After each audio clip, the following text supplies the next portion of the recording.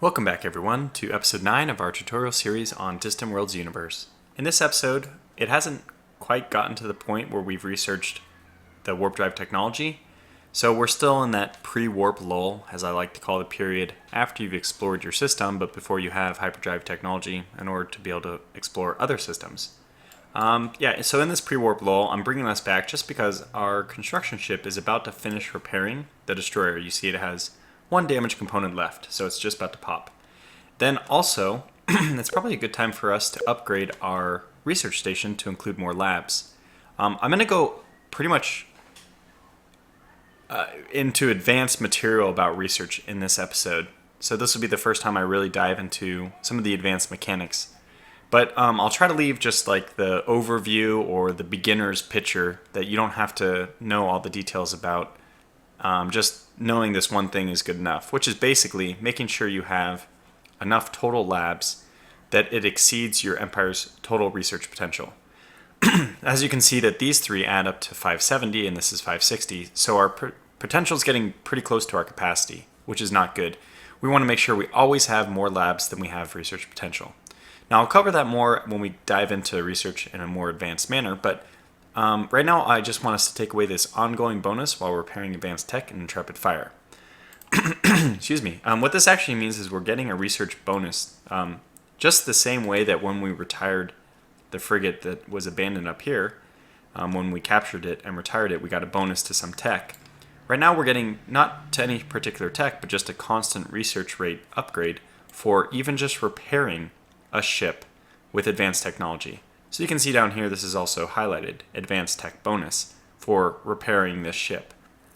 So this ship is about to finish. We'll go ahead and speed forward until it's done.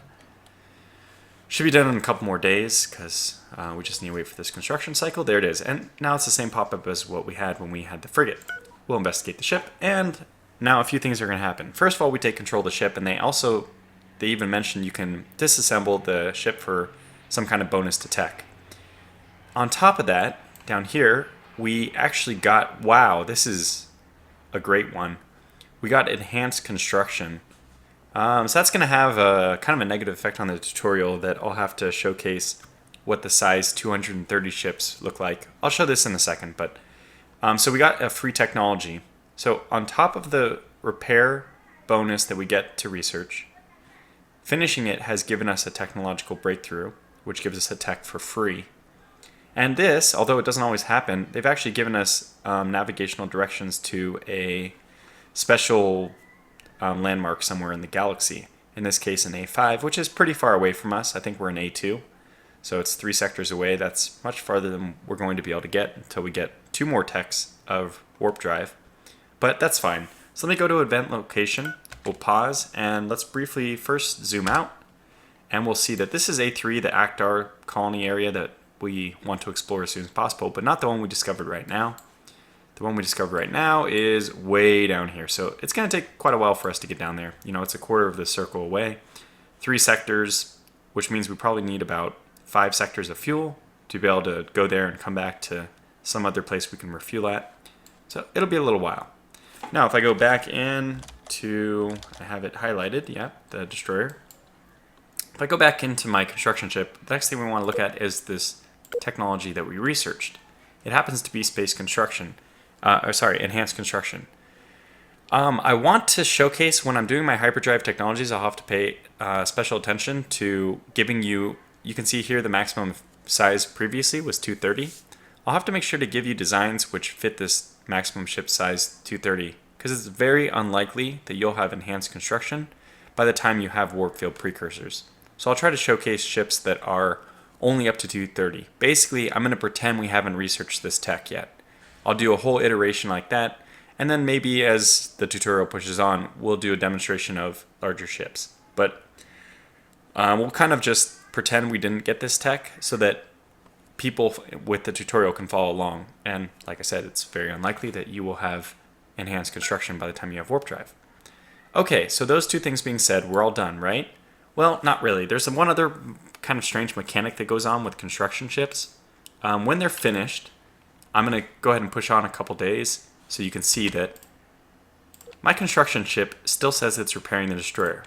On top of that, although I have control of the destroyer and I can issue a movement order, it won't respond to this movement order.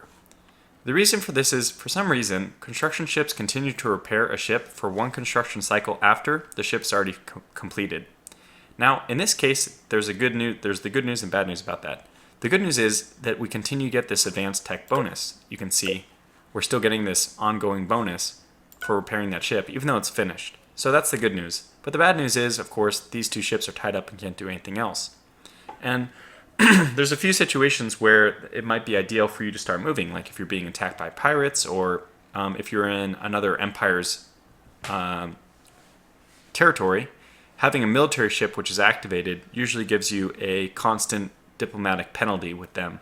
So basically, they don't like the fact that you have military ships in their territory. It makes sense. Now, you can avoid this by hitting the stop button, and I'll show that. I guess I'll just show that right now. So let's say that you are in a situation where you need to have these ships do something very quickly. You're going to hit stop. Now, this is actually going to bring up the construction ship has completed its mission. Now, the construction ship is free to move off, but actually there's a weird bug with the destroyer still. You have to give it one order, which it'll immediately finish. So we can see it has no mission already. And now we can give it another order to move back this way, which it'll immediately follow. And this one it'll actually respond to. So just to note that the first order you give it after the construction ship leaves, if you do the manual stop on the construction ship, that's going to be kind of like completed instantly, but basically ignored. Excuse me. And we can see here that the moment we stop that, the research bonus is stopped. Now there's one other thing I want to point out, because at this point I plan on sending both of these ships back to Ustalea 3. The destroyer we're actually going to have retire at nearest shipyard. Now when I select this option, we're going to see that it's going to move to Ustalea 3, the spaceport. That makes sense. However, what happens if, this has happened to me, if you're in a system, if you have a repair ship that has no hyperdrive, basically, if you're able to sneak a construction ship into another Empire's starting system before they actually repair the destroyer themselves. I've done this, so it's possible. You can end up capturing a ship with hyperdrive with no way of retiring it at a near spaceport, because you're not likely to have a spaceport in another Empire's home system. And this doesn't have the hyperdrive necessary to get it back to a friendly system anytime within the next, 1,000 years or so. So in that case, you can actually do one other trick. It's just the same as retiring at a normal spaceport. You can actually control right-click on a construction ship and retire at that construction ship. Now, I'm not going to do that in this case because it does take a little while for that to happen, same thing as at a normal spaceport, and I want this construction ship to go back home as fast as possible, because we're about to get warp drive technology, and I prefer to have, just like I already have my exploration ships and my other construction ship all lined up around the spaceport, I prefer for them all to be ready to retrofit the moment warp drive is available. So I'm going to get that construction ship to run home as fast as possible, and the destroyer will just have to limp over here and retire at the spaceport. Okay, so that's all about repairs. The next thing we're going to talk about is research, and I'm going to give the highlight, overview, beginner portion, but then I'm also going to go more into detail. As I've already mentioned, the bottom line is simply make sure that the number of labs you have, so the total lab amount you have, you just add these three numbers together, in this case 570, is always greater than research potential. You can think of this, if you'd like, in like a real world situation as research potential is some kind of function of population, empire population. I think there's other things that affect it, like the population and the development level, I think. But I know only for sure that it's a function of population. Anyway, you can think of this as the number of people you have, like some kind of function of it. So 561. Maybe we have 561 people. That's not true, but we can abstract it that way. Now, of those people, let's say that a certain amount of people want to be scientists, want to do research for our empire. We need to supply enough labs for those people to do research. So if we have more people than we have enough labs to fill them, we are actually missing out on some of our potential research. Some of the people who want to be scientists are turned away. However, if the reverse situation is true, it's not harmful at all. If we have too many labs, then we have all of the people who want to be scientists are already working in those labs. And there's no penalty for having too many labs other than you're just paying for a little bit extra maintenance. So that's the idea here. We always want the number of labs, so the capacity we have, to be higher, and usually you do it in chunks. So I'm getting pretty close, 570 to 561. I'll probably jump this up to like 700, 800, something like that, and then I'll wait for this to get to around 700, a little bit below it, and then I'll pop this number up again.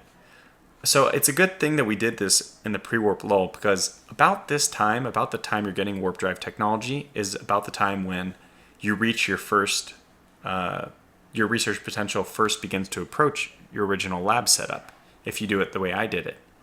So when we get warp drive technology, things are going to get very chaotic very quickly. So I recommend that you, at this point, upgrade your research station. Now, I will get a little bit more into the details of all this in a second, but let's just go into how to upgrade your research station first. Okay, now, I actually want to go to research first because I want to point out something. Basically, I'll have to go back to research to show this first. We can see that my total research capacity is changed based on my actual output is obviously dependent on the research capacity, which means that if my research potential is limiting my labs, the amount of actual output in each category is weighted by the number of labs in each thing. So what I'm trying to say here is, if you want to shift your research focus into one area or another, you just have to do that by switching your ratio of your labs at your research station. And I want to point out that weapons, we typically focus in only a few of these left to right. So for example, beam weapons will go left to right, but we're not going to use ion weapons, gravitic weapons, area weapons, or torpedoes. We probably will get starfighters and shipboarding later. We will for sure focus on missiles, but again, we won't be using railguns. So what I'm saying is there's a lot of research, if you look top to bottom, in weapons that we ultimately won't be doing at all. Just completely dead technologies. But the same cannot be said about energy and construction, which is basically the exact opposite. You need basically everything in energy and construction to have a good ship, to have a good empire. And that is the reason why I want to focus a little bit more heavily on energy. Basically, you can't focus on space reactors but then neglect shields and have a good ship. You can't focus on engines but not maneuverability and have a good ship. You need everything, which is, again, not the case for weapons. You can just focus on a few weapons. And high-tech is kind of in the middle. It's more towards energy than anything because you need most of these things, but there are a few things like countermeasures and target tracking, which you at least don't need right away. And there's some things here you can neglect altogether, like the docking, or sometimes, I guess it's an energy, the fast mining you can neglect. There's like a few techs, but most of them you're going to need. So that's the reason why you can do whatever you want, because it's completely up to you. I'm saying in the tutorial that this is the way I do it, but I also want to make very clear that most people probably weight their research evenly among all three categories. So you can do it that way, which is a very normal way of playing. However, I'm going to do it in a separate way just because I think it's a little bit more efficient to upgrade energy a little bit faster. Now, I made a mistake when I was talking about upgrading in the last episode. I was saying how manual upgrade actually upgrades the outdated components. We can see that Research Central has a small fuel cell hill here, but when I do manually upgrade, that's still there. What I meant to say, of course, is to auto-upgrade the outdated components, you should be doing auto-upgrade. Now, it creates the new version for you, and you can still do that, and then you just go edit to change things the way you want them. So we can see here that the standard fuel cell has replaced the small fuel cell. Now on top of that, I'm going to now adjust my labs. Sort by category. So I'm going to want 2 more high-tech labs and actually 3 more energy labs. So I'm going to get this 3-4-5 ratio of research. Now because of that, I need to add Happen Life. So we'll do that. And I think everything else is done, so we'll hit save. Now, one thing that you're going to notice is the maintenance for research stations is pretty exorbitant. It's pretty high. But that's fine because there's no other mechanic for paying for research. So essentially your research station maintenance is the only cost of research, which is why it's completely worth it. Very good, so now we're still going to ignore passenger ships until we have hyperdrive. We go to our energy station, and you can control right click to retrofit always, but typically when you're upgrading from one version to like a Mark II of that, so you're staying within the same design series, you can go down here and you can see that this is to retrofit to latest design, the Research Central Mark II.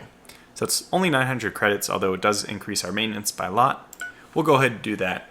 And what you're going to see is that currently our weighting is 180, 243, 210, 284, 180, 243. I'm going to point this out just so that you can see the new numbers, and then I'll talk about more of those, and we'll get into detail about research. Okay, very good. Now we can see that the numbers have changed. So, at this point, I'm going to take a big breath, I'm going to take a drink, and I'm going to let the beginners who don't really want to pay attention to this kind of zone out. So one sec. Alright, I have to word this correctly because it's extremely confusing matter actually. It's not trivial to explain. Alright, so if you're a beginner, the bottom line is just make sure your labs equal more than your research potential. So what you can see now is that I'm way more than I'm like 720. So I've done a good number on, I've pulled away from my research potential by a lot, which gives me more time to expand without being limited by my labs. How do these numbers actually work though? Basically, the way that your actual output is determined, it's not so complicated. I mean, at least without other bonuses like scientist and research special locations. You take this number, 561, and you then apply the bonuses. So we have 25% from democracy and 10% from our race. So government and then race.